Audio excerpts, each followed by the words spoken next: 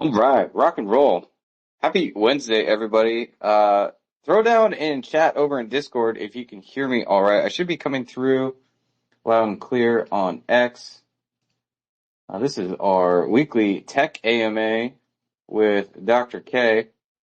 Bear with us a few more seconds here while we make sure all the announcements are set up and we're ready to go. If you're tuning in over on X, guys, smash that like button. Let's retweet the space and bring more of Quai Nation in here. If you're just hanging out with us on X, be advised, we are simulcasted to you from Discord. I'm going to pin a tweet up right now. So if you'd like to join us over in Discord, highly encourage you to do so. The chat is always a blast. This is one of my favorite events that we do every week when the community sits down with Dr. K. And asks them any and all questions. He entertains a lot of them. But he is probably the biggest gigabrain I've ever met, the man behind proof of entropy minima and a lot of the key innovations over here at Quai Network. So this is a tech AMA space, so if you have any of those questions, feel free. We tend to go deep, but I always like to say, Dr. K always spills some alpha on these spaces, so if you want to help us instigate even more of that, feel free to check the pin tweet up above and join us over in Discord. We'll have glad to have you there. Meanwhile, smash that like button. Let's retweet the space, and we'll get this started shortly. Dr. K is in back-to-backs today, so bear with us one moment while we bring him up.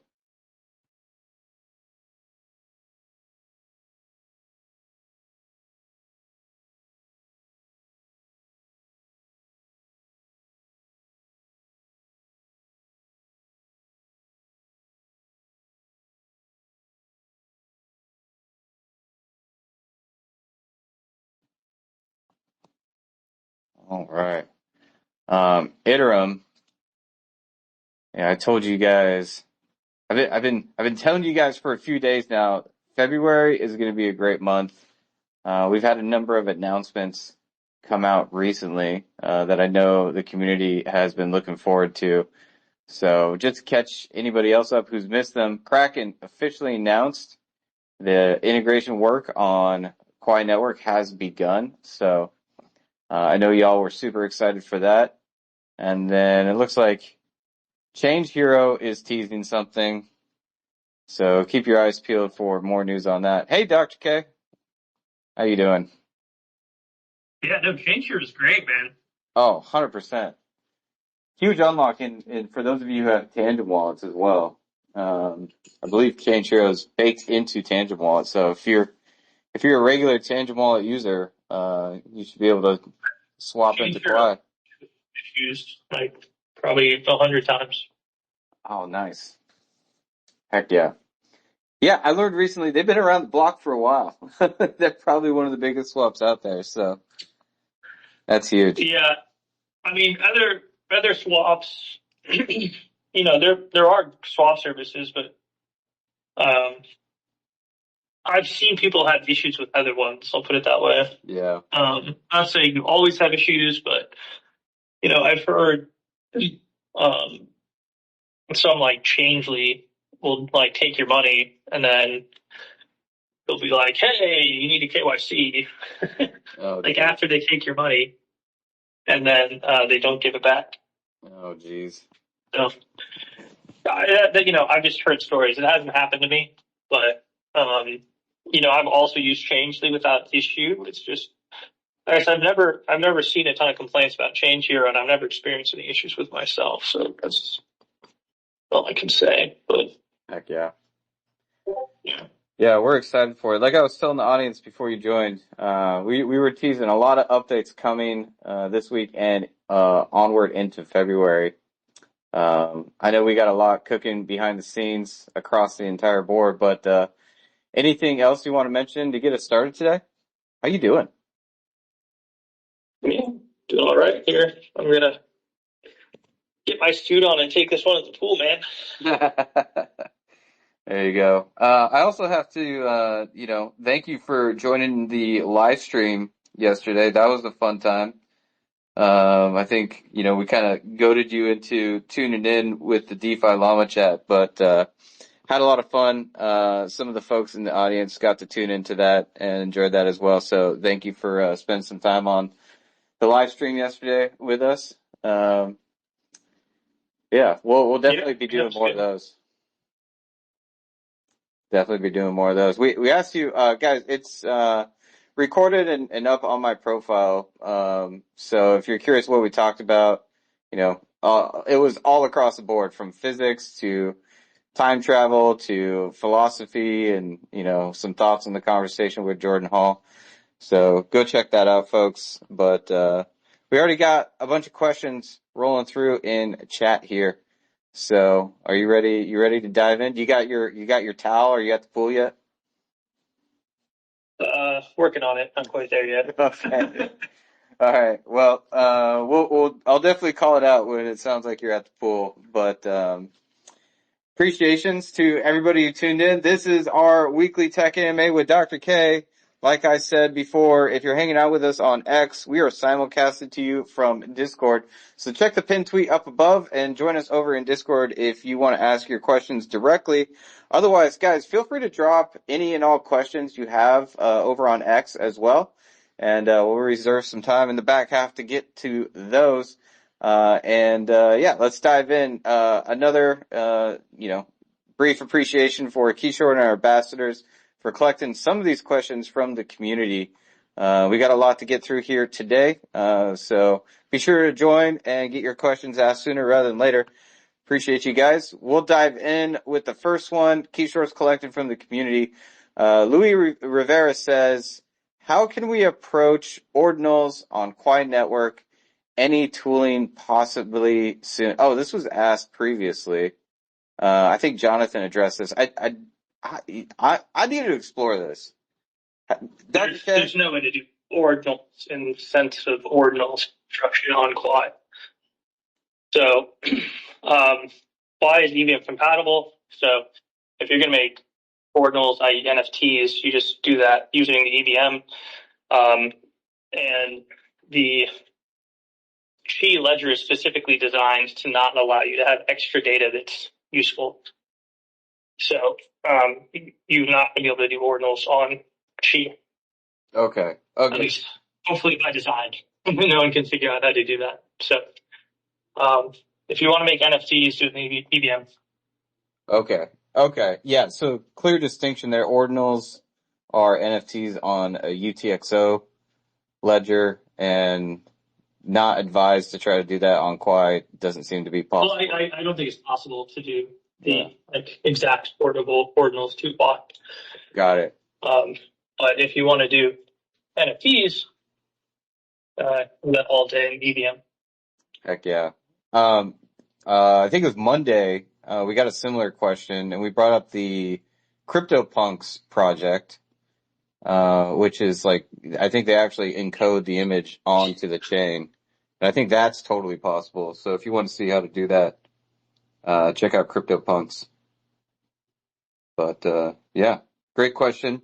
Just another thought. Can you guys hear me? Yeah, we got you. Can you hear me, Matt? Yep. Yeah, so if you want to like encode data, you could technically encode it in like the payout address, but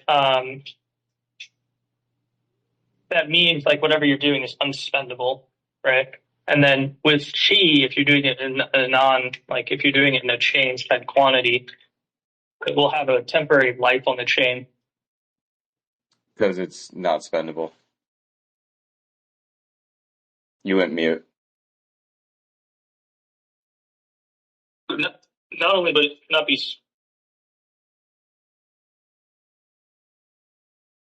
No. Oh. Yeah, this is weird. I can hear you. You're breaking up a little bit, but it says your mic is muted. That's weird.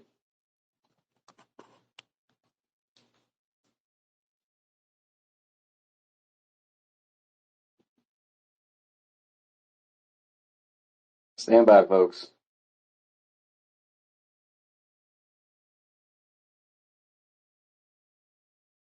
Okay, well, we wait for anybody who's interested in NFTs, definitely.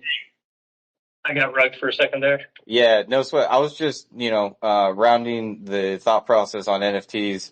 If you're not aware, Quaimark is an NFT marketplace on Quai Network. You can go see some of the NFT projects that have been created and engage with the Discord community. I see a number of JPEG lovers in chat right now. There's a few projects that are active and available for you guys to engage with.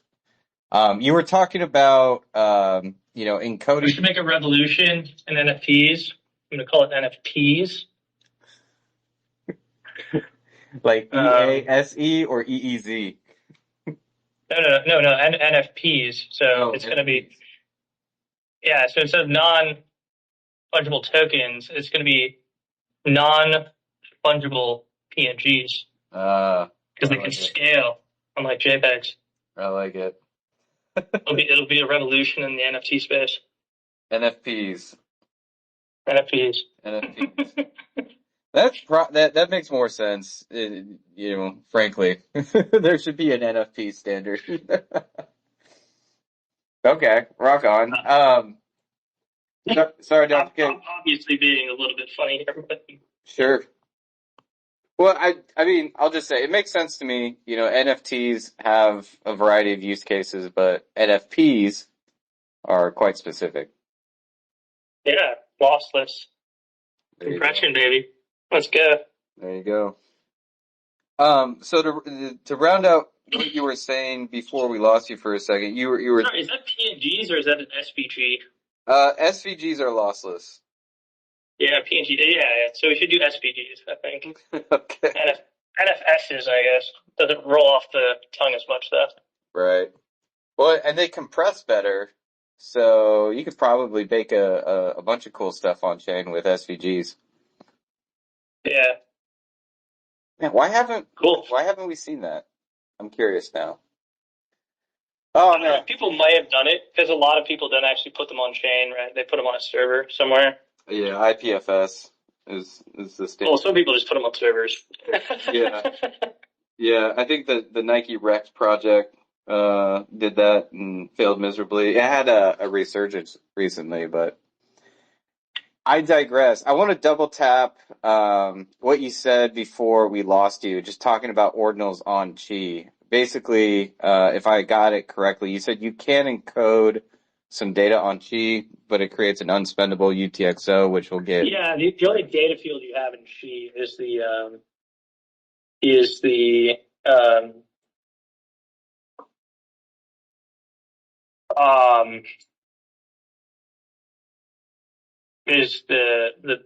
payment hash.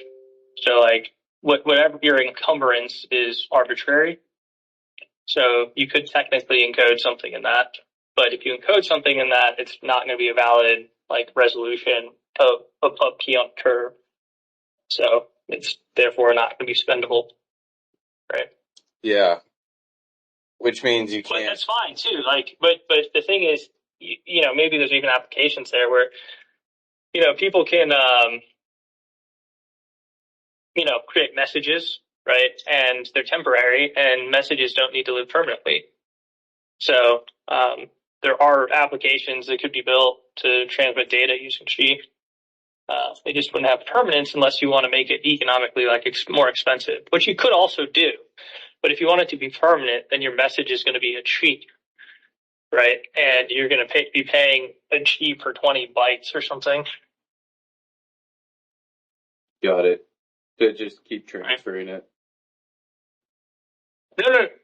It's not. If you want it to be permanent, the fee you got to pay is a Qi per 20 bytes. Oh, okay. Got it. Because if you're looking at impermanent,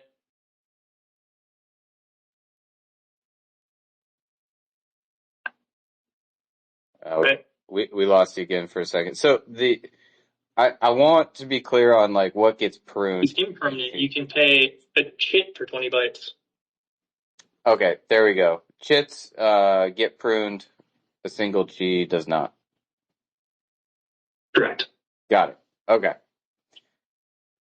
Cool. Great question, Louis. Really appreciate it. Rock on. All right.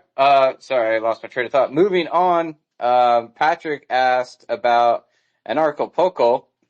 They're wondering if we will be attending the biggest anarcho-capitalist voluntarist conference in Puerto Vallarta, February 15th to the 20th. No plans now, but I think it's right after. Yeah, I like we're gonna be in the area, and those dates are up in the air currently. Still exploring East Denver, but I'm gonna make a note. We got to look into that one. That was another big recommendation from Forkfest.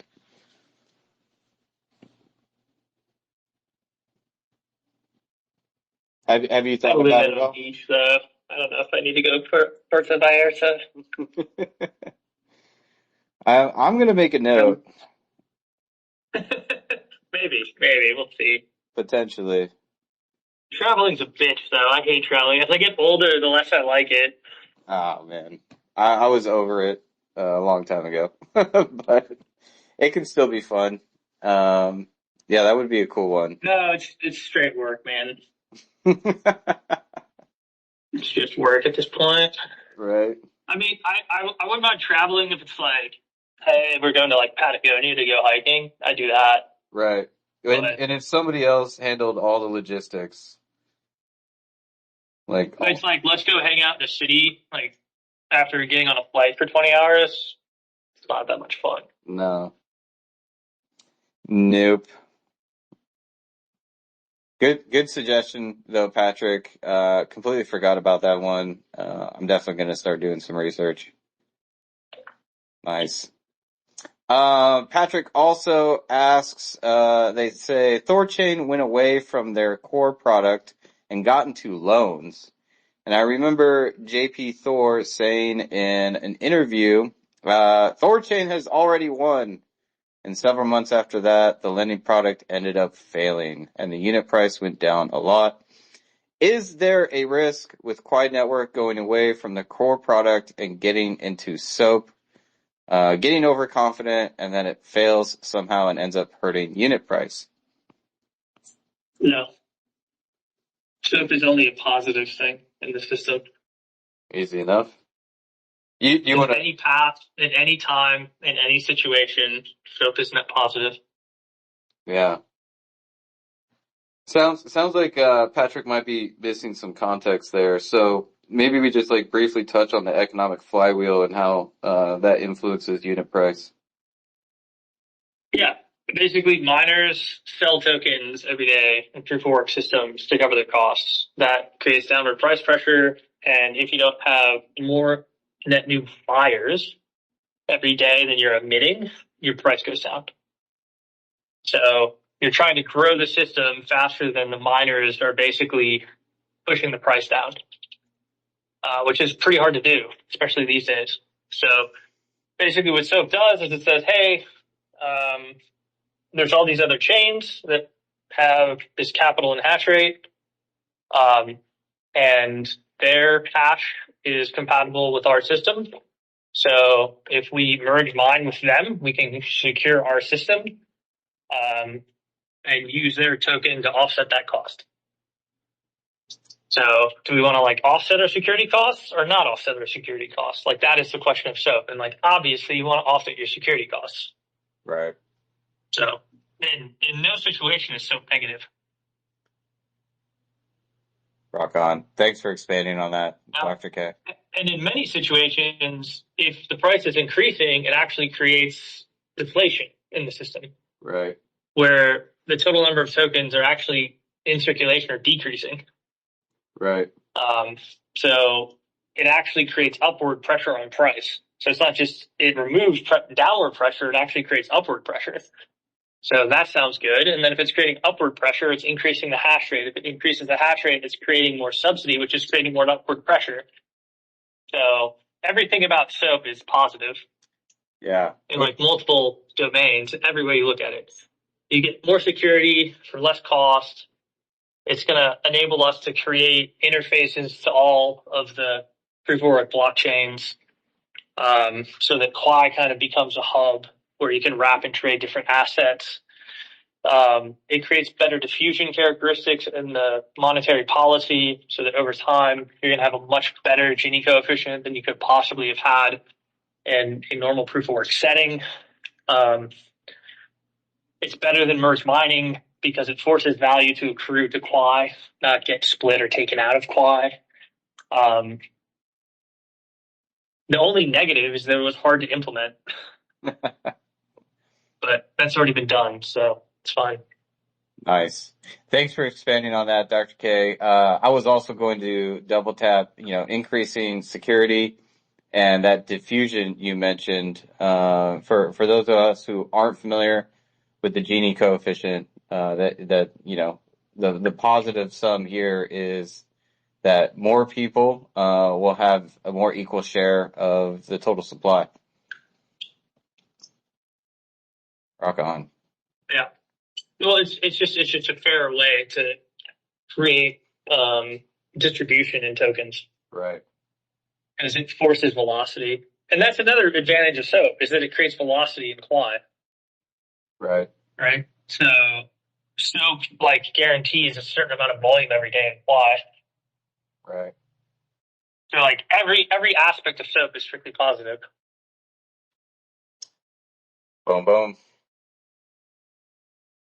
Rock on. Right. We've even done it in a way that you're not getting a live list coupling or a dependency on the other chains.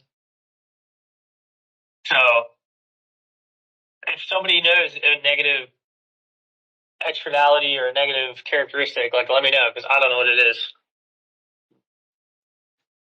Right. Rock on. Boom boom, guys. Again, thanks for expanding on that, Dr. K. Let me know if I'm going too fast. I feel like I drank too much coffee this morning. But No, you're fine. Okay.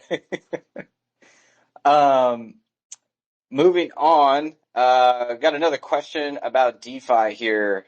We went into depth on this on the live stream, but Sage is asking, they say they want to sanity check if liquidity and trading infra is still an area the ecosystem wants builders leaning into. Before going deep, they'd love to understand where you feel the biggest gaps are around liquidity or trading infrastructure.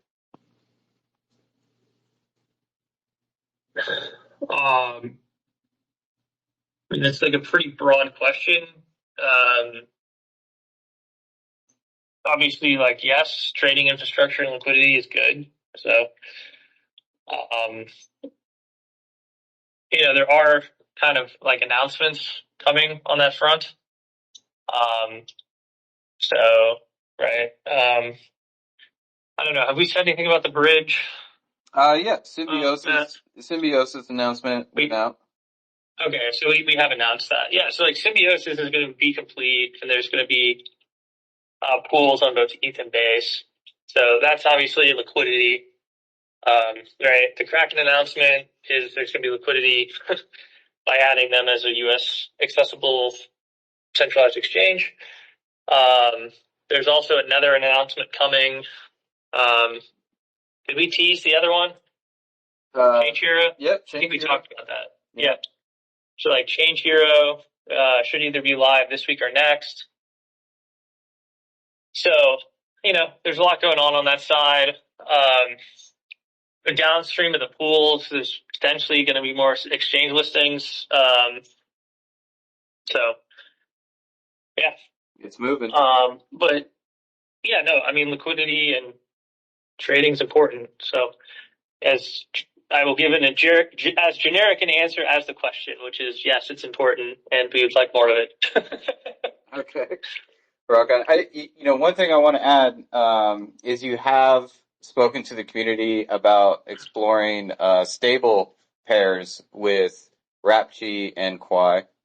So I just want to mention that. I know that's still in an exploratory phase, but the question is focusing on, are there any other gaps that you see at this time?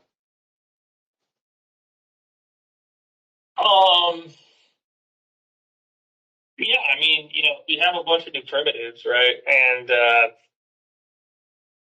there's a lot you can do with them. So the other one is Chi liquidity, I guess is what you're kind of getting at, right? There's a Quai swap pool. But the problem is there's no sex menu and there's no dollar reference. So that's also something that is kind of in the roadmap for us to get, which we think we will get here this quarter. So, Chi should actually start like pegging better. So once Chi pegs better, there's a lot you can do with it. Yeah, there's a lot you can do with that. I think it'll kind of create a whole DeFi ecosystem. There's a natural rate of inflation in their system. So there's like a way to price the cost of money, so to speak. Right. So you'll be able to make, like price yield products. You'll be able to make derivatives of that. You'll be able to use Chi as a much more stable underlying of a derivative.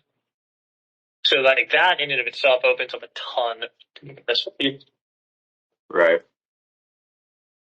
Okay. Like the hierarchy that I see there is, right, we do Chi, we make a derivative that's backed by Chi, that's dollar associated. And then once you have a dollar associated thing with a very elastic supply has a low expense ratio, you can then make either dollar denominated derivatives like stocks or gold or silver. Got it. Okay. Man, just FYI, Dr. K, we got a ton of freaking questions today. I'm going to quickly follow up on SOAP and then we'll dive into the rest. Actually, Noah, let me know which follow-up you want me to ask first, and then I'll get to that. We're going to move on. But appreciate I will say for people, that are wanting to build, you should like engage with us. Because if we come up with a model that, is best designed to net benefit everyone, including Quai, as a team with resources and marketing, we're much more likely to want to help you promote and get adoption. So like early on, we should probably have a discussion of what that might look like. If you're seriously trying to build a trading product. Yeah. Okay. Yeah, heard. Appreciate that call out, Dr. K. Team has worked with other projects in the past, so don't hesitate to reach out, folks. No, I would encourage it because, right, like you might be building something that's already getting built somewhere else, or you might be building the economics in a way that we don't really like. Ergo, you're welcome to do it, but as like the development company and the foundation, we might not want to be pushing it. So we should try to get net alignment on that. Yeah. Yeah, heard. Don't hesitate, folks. Highly encourage you reach out if you're building trading products. Yeah, I would say any trading or derivatives products, like we kind of understand what should be done and how it should be done. We don't necessarily want to do it ourselves. If no one else does it, we will do it ourselves. But if somebody else does it, but they design the economics in like a shitty way, or they do the security in a shitty way, like we're probably not going to endorse it. Right. Fair. Totally fair. Okay. All right, rock on. Noah, I see two of your questions. Let me know if there's a specific order to those. I'm going to move on to the next one here, and we'll get back to you. Ubralo 555 has a few questions. Actually, sorry, I skipped that. Cubby has seen FUD online saying Quai is a copy of Dynex and Zephyr Protocol. wants to know our take. I want to add, yeah. Oh, Jesus Christ. Yeah, it's hilarious. But FYI, Dr. K, man, I think it was like 2 years ago now. I saw something similar on Reddit like a long time ago, but I haven't seen anything since.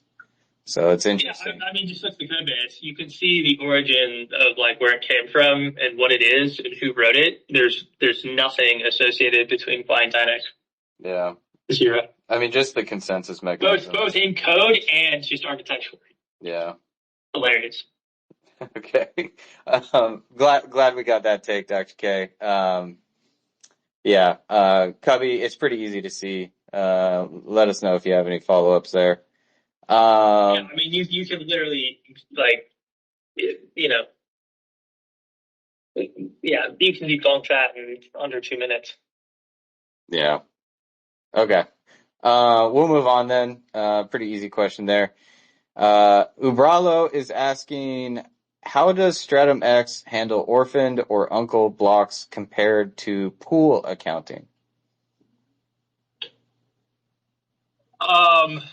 Well, each pool has their own accounting system, but fundamentally,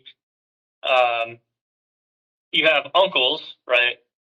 Uncles can still get paid as a share as long as they're included in the next 4 blocks. So now, as that sort of block gets older, it's more likely to get like truly orphaned, meaning not referenced into the next 4 blocks. So if it uncles, it's not a big deal. If it actually orphans, meaning it doesn't get included as a workshare reference, you don't get paid. So every pool has a different accounting mechanism. Stratum X is a 1-to-1, meaning like we just pay workshare, so and it's directly. So I mean, Stratum X doesn't actually take your money. All Stratum X is just a UI on top of the blockchain, like to be like perfectly straightforward. We're just giving you like an endpoint that you can observe what you're doing rather than having to look at a CLI. But Stratum X reflects 1-to-1 what happens in the payouts in the blockchain. What the other pools do is dependent on which pool it is. Makes sense. Okay, cool. Next one here. They're asking, so like if you're doing Kapow, right? Okay. You can be a block or a share. As long as your share gets included, a work share, there's no discounts in payment. If you are SHA or script, you can't create blocks. You can only create shares. And as long as your shares are not so scaled that they can't get included in 4 blocks, then you're included as a work share.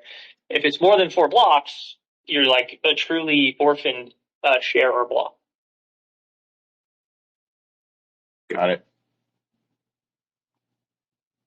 Cool. Okay, so this was more about mining strategy, but the question is a hybrid strategy, some rigged solo, some pooled, optimal in this current state? Sorry, say that one more time. They're asking if a hybrid strategy, so some rigs on a pool, some rigs running solo on Stratum X, is that an optimal strategy right now? I mean, if you're not concerned about the variance in your payout, I think Stratum X is your optimal strategy. Okay. Okay, that bleeds into the next one. How should miners think about variance tolerance versus capital lockup, referencing the 14-day unlock? I mean, that is completely up to like what the economics of the miner is trying to get out of the system, right? If you're just trying to like mine and hold Quai, you probably don't care, right? About any of the variants. So you should just mine those Stratum X and you should lock your rewards more than 14 days and get extra rewards.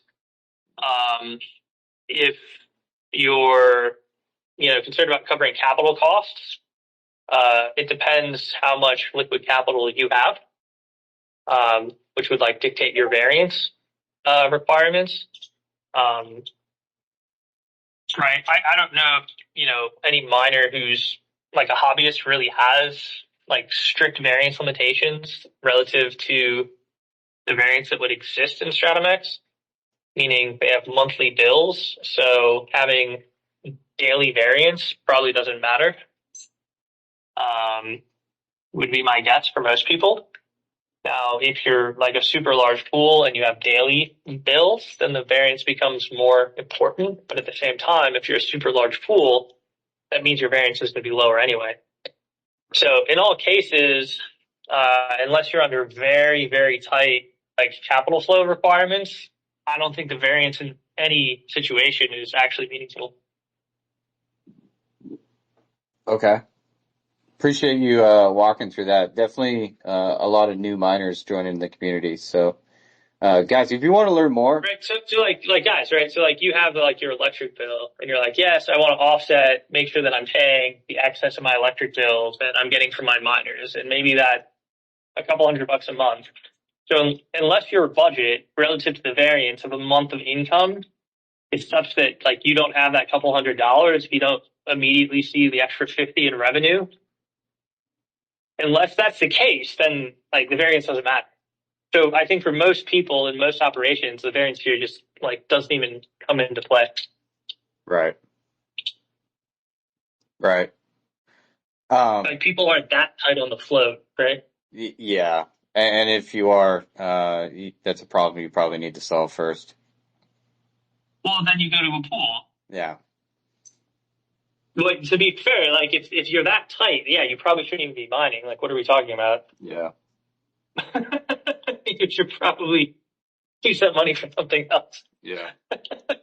I also, for those of you who are, new to mining and looking to get more involved, definitely tune into our space with Wolf Bitcoin tomorrow. We'll get that tweet pinned up above here shortly. But that's a great space for new miners to get educated, and Quai team loves chatting on those. Okay. Moving right along here, PK is asking, after the emission pipeline fills, do burns and unlocks converge into steady state, or can burns structurally stay ahead?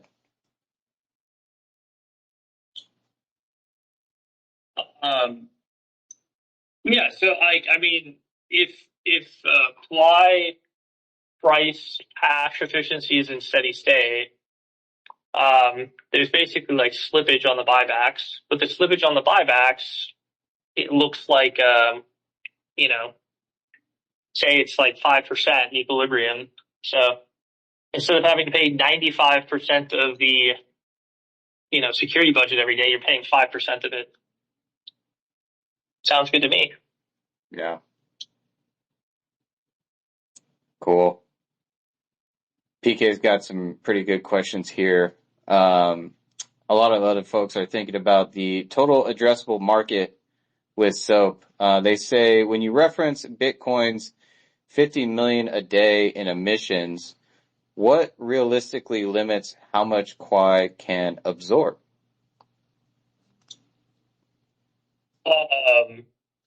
It's really just how elastic the hash rate is to participate, but we're giving them two different ways to participate. One is by SOAP and mining Quai, and then the other one is by StrataMax, where they can just mine Bitcoin and pay Quai instead of paying the pool. At which point their hash rate's still securing our network and they're paying us for the service. Nice. So that being said, as long as we can get that pool under SOC 2 compliance, the only limitation is the irrationality of the miners. Got it. Right? Meaning everyone should be mining Quai unless you're economically irrational for some reason. Right. So you can decide what percentage of miners you think are economically rational or irrational. Right. That makes sense. Okay. Last one here in this block. Long My term. guess though is I would say at least half of it's rational. Like put a number at it. That seems low. Yeah, I think that's like a good waypoint though. Maybe all of it is rational at some point, but I would say half is probably pretty elastic. Okay. Makes sense. All right. long term, Dr. K, do you expect most miners to secure Quai directly or remain primarily subsidy driven via external chains? So like long term, um, right? The market cap of SOAP or the market cap of Quai should exceed that of Bitcoin, right? So the security budget should also exceed that of Bitcoin. But the way that that's done is through generating fees through secondary processes such as StratumX or transactions. Um, so the goal is at some point that if you actually use this transactionally, those transactions, even at a penny a transaction, can actually, with 10,000 transactions per second, can meaningfully contribute to the security budget. So much so that even X SOAP or any subsidies, the system's still secure. Okay, cool. Yeah, I'm just sorry, Dr. K, I'm reading ahead here. Let's see here. We have a question that came up in the developer AMA. There's been some discussion in our community about a particular address. They linked it here on QuaiScan, but Jonathan recommended we ask it here. There is an address on QuaiScan. I'm trying to remember the context. Kishore, please help me out if I misspeak. Yeah, it's the 123 million or whatever address, right? I'm pulling it up now. Yeah, so so in QuaiScan, addresses don't index unless they've had a transaction on chain or somebody queries it. So no one had queried that address before, and somebody did because it was a Genesis allocation, and then it showed up. That particular address is the remainder from the social program allocation. It's been locked for almost a year. Sorry, it's been unlocked but unspent and unmoved for almost a year now. So I mean, we may just burn it at some point. But yeah, that's what it is. Okay. Okay. Kishore, Fible, let me know if you have any follow-ups. I'm looking at a Quai scan right now. Looks like it's got 2.9 million Quai in it, and as of 2 hours ago, there were some coin transfers. Oh, 2.9 million Quai. I don't know what that address is.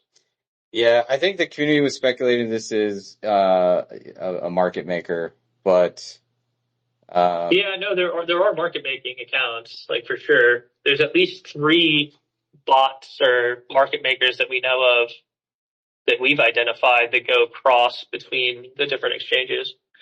So if you see like transfers in and out of MEXC on the order of like 30 or like 70,000 Quai, you'll usually like 2 steps removed, you'll see it go in or out of the opposite another exchange.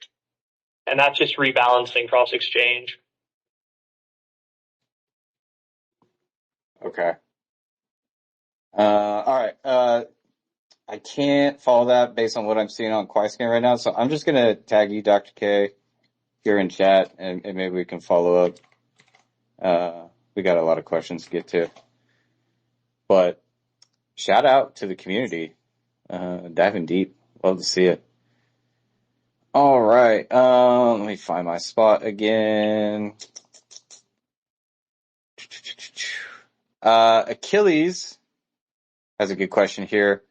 So does SOAP enable faster, more utilitarian system to SOAP than Quai? I'm thinking a future blockchain technology that could handle 1,000,000 TPS using some novel consensus mechanism based on cellular automata, so it's way faster than POEM. Basically, he wants to confirm, is this what you meant by SOAP enables blockchains to be sorted by utility? Yes. Now, however, aggregate TPS isn't the metric here. It's actually time to consensus, which is physically constrained. So you're not going to get it done with cellular automata. You're going to have to violate the speed of light somehow. Got it. So no one can be faster than us to the point that they'd be able to efficiently SOAP block unless you figure out how to violate the speed of light or you just make a system that's not decentralized. Got it. Okay. Let's see here. Noah's got a couple questions. I'm going to skip to your second question, Noah. They're asking, what's the point of raising the capacity of shares on Sean's script? Was it to drive shares away from Raven because SOAP on Raven is extremely net negative? Yes. Easy enough. All right. So, I mean, like, here's the deal, guys. Right? We believe we have the system that, in the long term, can service as peer-to-peer electronic cash. And we also understand that there's a time and path dependency to that outcome. So everything we do with SOAP and any adjustments we make to it are in service of maximizing that outcome. And that is it. Boom. The game is hash rate.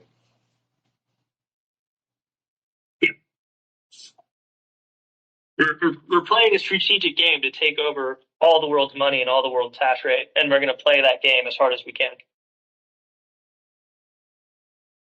There you go, guys. That's the tweet.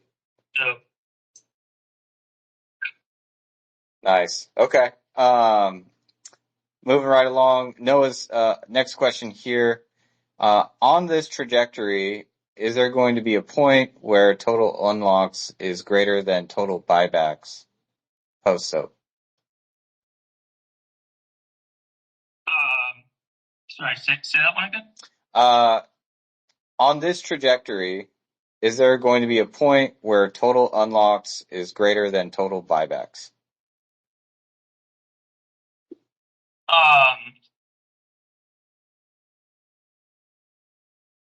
Yeah, I mean that can happen depending on like how price moves, depending on the efficiency gaps. But again, if we go back, whatever that is always better than naked proof of work. Right. It is always better. There is no situation where it is not better. Got it. Got it. Nice. Noah, I believe that question is similar to your very first one there. Again, guys, feel free to follow up. I'm trying to get through as many of these as possible. If you're tuning in over on X, guys, and you're not joined us on Discord, drop your questions in the comment section, and I'll get to those shortly. Appreciate y'all. Yeah, guys, like I'll point this out, right? So like I came up with SOAP, we implemented SOAP, we made a bunch of assumptions. Pretty much all of them proved to be right, except for the rationality of compile miners. Like, even to the point where how much revenue we were going to bring in, how that would influence the price, and like what dynamic trajectory that would put us on. It's correct in all of it. Yeah. Simulating that out in my head, like, since August. Yeah. And what I'm saying is that this is the best path trajectory to try to get to the number one asset in the world. So, we're going to keep following that trajectory. And maybe it won't be a straight line, but that trajectory until like we figure out something better is the best way to get there. Full stop. You know, people are like, oh, but what if net emissions or this, that, and the other? It's better than POW. It means that I need less net new buyers. Right. I am closer to a positive feedback loop than a negative feedback loop. In all cases, it is just patently better. Yeah, makes sense. Like, do you want a positive number or you want a negative number? Fuck, I want a positive one. Yeah. Do I want a less negative number or a more negative number? I'll go with the less negative number. Right. Like, what the fuck? Yeah. Makes sense. Makes sense. Do Do you want more security? Do you want less security? Do you want higher price? Do you want lower price? Do you want more awareness? Less awareness? Yeah. No, it makes sense. I guess Do you want more holders? Less holders? Do you want more velocity? Less velocity? Do you want more volume? Less volume? more of all, please. Positive and lower negatives. And Right? Like there's like not one parameter where it's like, oh, soap is bad because of this. It's literally in every like conceivable metric you can come up with, it's the better option. yeah. Yep. I'll play devil's advocate. The one thing that it's worse at potentially is that we may get into wars. So Right. depending on like how this plays out, there might be something that kind of looks like a hash war. But that's the only negative. And really that's competing against irrational miners and users. Yeah, there might be like, there like because you have a higher profile, because you are more successful, because you are better and you are on the winning trajectory, people may try to attack you. So like if there's one negative, it's that we're attracting more attention. And at some point we might get into like hash wars. Right. Those are like the negatives if I'm trying to steel man the negatives. But I'd rather have that outcome than just fucking bleed into oblivion. Don't hate the player, hate the game, folks. Yeah, heard. The only other thing I wanted to add there is totally understand where some of these maybe newer community members are coming from. It sounds too good to be true sometimes. But guys, go check out soap.qu.ai. Everything's tracked on chain. It's all happening in the public eye, so you can see it for yourself and judge the numbers for yourself. Nice. Kind of like actually, ironically, in that vein, the very next question here from Patrick, 1 breath per minute. Interesting handle. What are the long-term weaknesses of the Quai network? Some ideas are no privacy on store value chain, 51% attack risk, ASIC centralization are some of their ideas.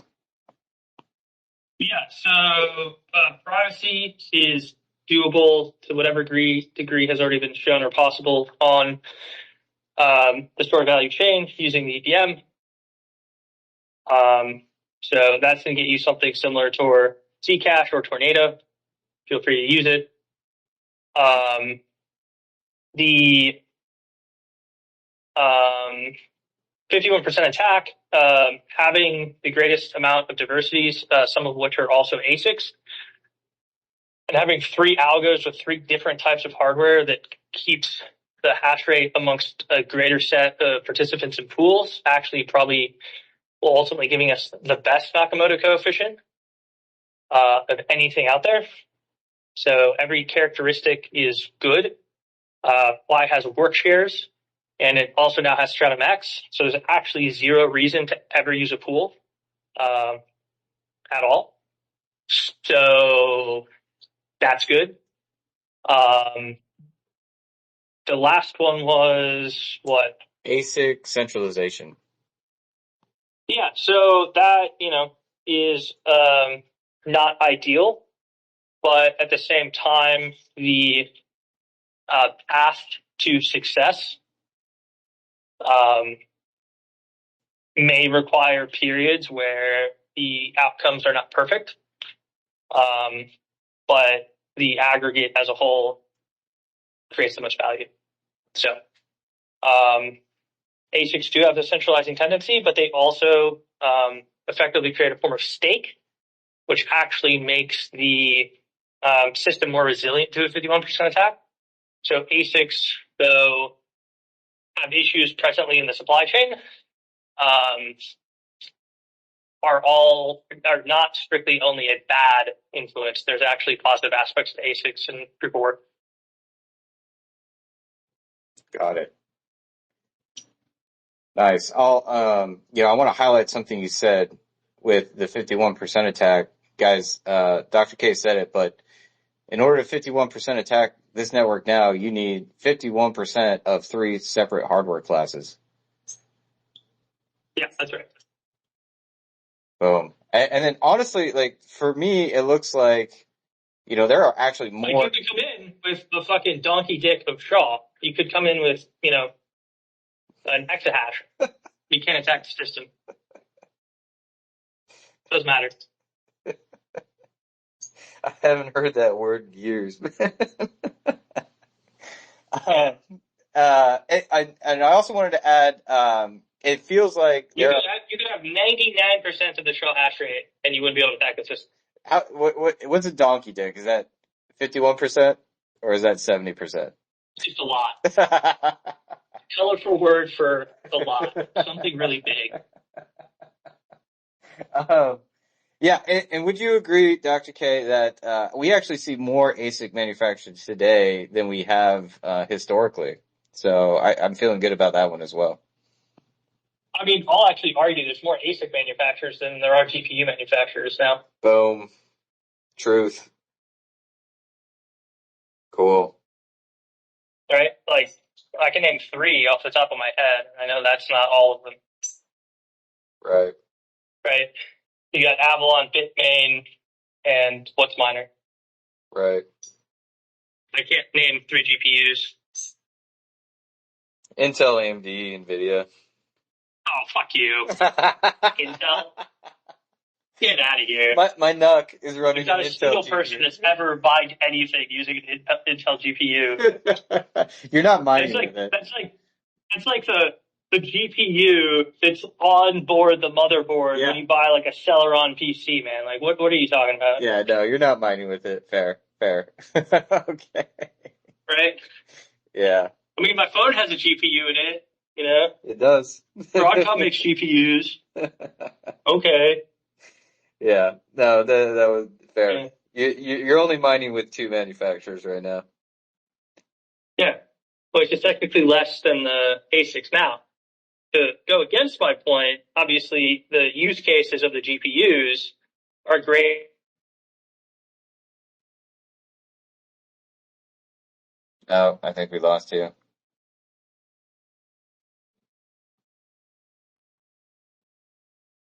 Mic check.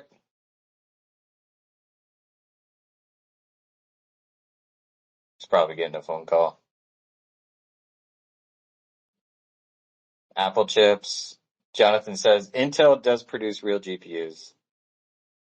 Wonder if anybody's mining with them. Oh, How much Intel stock does Jonathan own? I don't know. We're coming up at the top of the hour. We need some disclosures, ownership disclosures here. Right. With these types of comments. This is actually Patrick's second question here is a really good one, especially for newcomers to the network.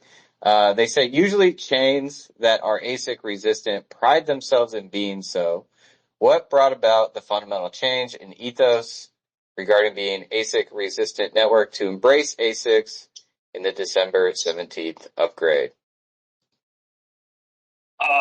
Yeah, so just having a subjective characteristic that you say you embrace independently, orthogonal, or at least not well aligned with the ultimate goal of creating global peer-to-peer electronic cash, causes you to make myopic decisions that don't optimize for the ultimate goal in service of a largely ancillary thing that doesn't have good economic or technical backing. So a similar argument to this is everybody should be able to run a node on their laptop. But everybody being able to run a node on their laptop is creating suboptimal technical choice if your outcome is creating peer-to-peer electronic cash. The creation of extra nodes in the system does not increase the resilience of the system. but it certainly creates a cost through replication. So all but maybe 200 synced nodes of the 20,000 synced Bitcoin nodes are actually positive contributors to that system in any meaningfully economic way that positively contributes to the resilience of the system. The other 20,000 are leeches, and they're just a strict net negative for Bitcoin. Now, because Bitcoin only goes as 10-minute blocks and only does 5 TPS, doesn't matter. You can have this negative externality all day long, and you'll never notice it. But if you're going to make 5-second blocks, and you're going to scale to hundreds of thousands of TPS, you will notice that very fucking quickly. Makes sense. So I don't want everybody to run a Quai node. I want as many people who can economically contribute to the system in a positive way to run a node. So what does that mean? That means they ingress transactions, they service data requests, or in one of those data request services are providing templates to miners, i.e. Proposing and getting hash put on blocks. Those are the 3 things that you can do.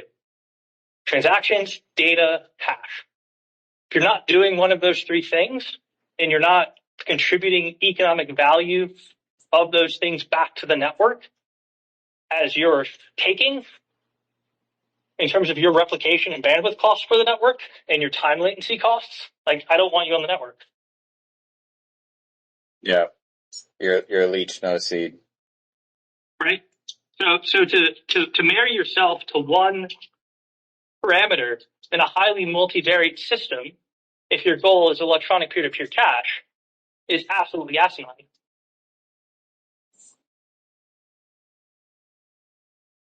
Makes sense. Now, to follow on to that, we have been doing everything that we can possibly do to make it so that there's open providing of all the services in the system. We have Nepo POWs.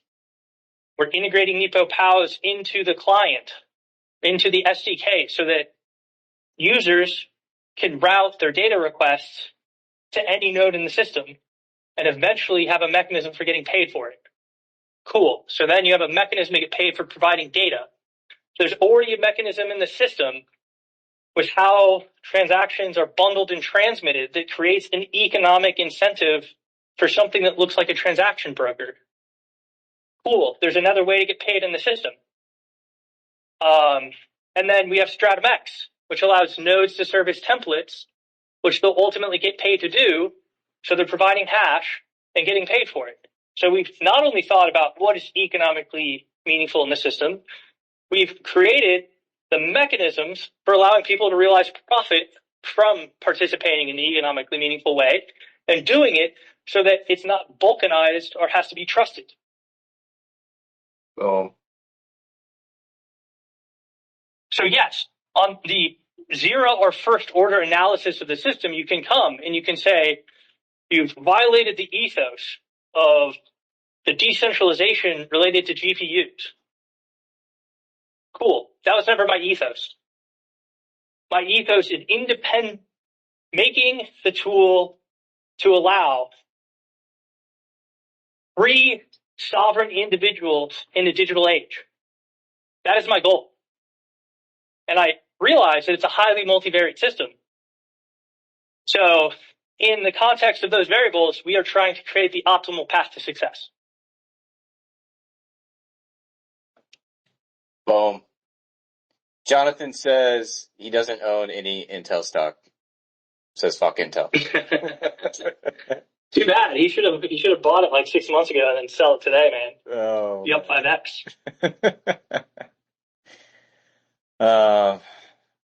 Love these takes, Dr. K. Love these takes. There's a handful of questions left, probably too many to get to all of them. But if I could summarize, I would say folks are incredibly interested in the SOAP design and the changes we made recently. Speculating on, how increased emissions impact, both miner choice and price. And then, really, actually, that's it. So maybe just like spend a few moments talking about the current trajectory of SOAP with the recent change. The price is going to go up. The hash rate's going to go up. Security's going to go up. That's the TLDR, right? The recent change allows for greater efficiency of participation from Sean's script. More types of miners will be able to participate at higher efficiencies. And the gap on the efficiency between the reward and the subsidy is going to close, ultimately increasing net revenue. Cool. Revenue is going to go up. We're going to buy more Quai. It's likely going to make the price go up, which is make the hash rate go up, which is going to get us more revenue. Boom. And to round out that summary, honestly, I think we're arriving at the conclusion that the greatest risk is really just miner irrationality. I think our current assumption is that miners are probably the most rational actors in crypto to date. They are, to the point that you're not pushing on the elasticity of supply. Supply being the hardware? Yeah. Got it.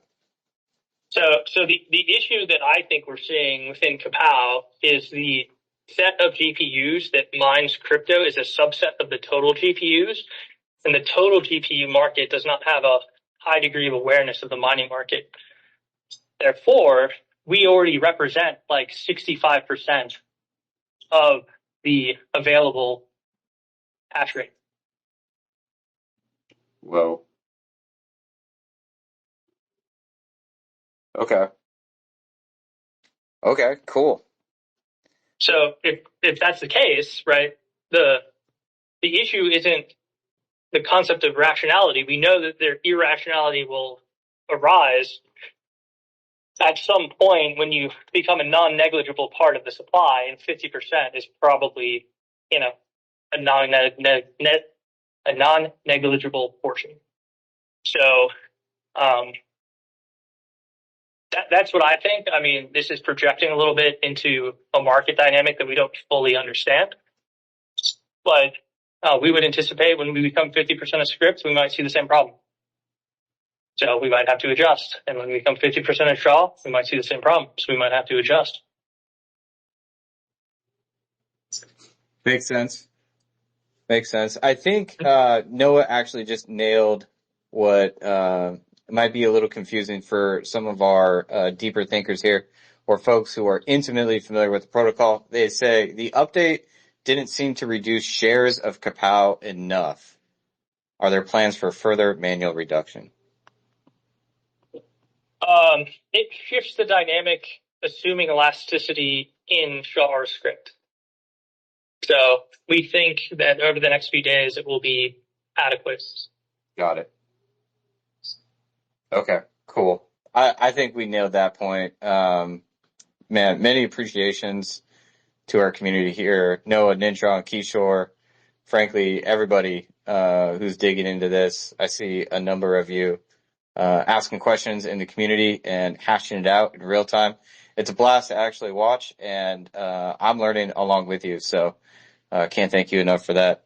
I don't see any questions over on X.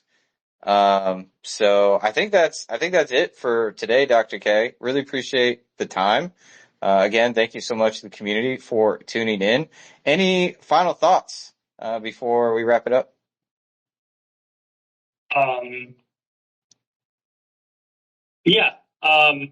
Thanks everyone for coming. Thanks, for asking questions and talking about Quai. I think the big takeaway here, guys, is we have fundamentally built what can function as electronic peer-to-peer cash, having a decentralized sovereign money system for the world. The path that we are taking with SOAP is we are fighting a dynamic battle to rapidly accelerate the adoption of Quai, because given the trends and the developments of stable tokens,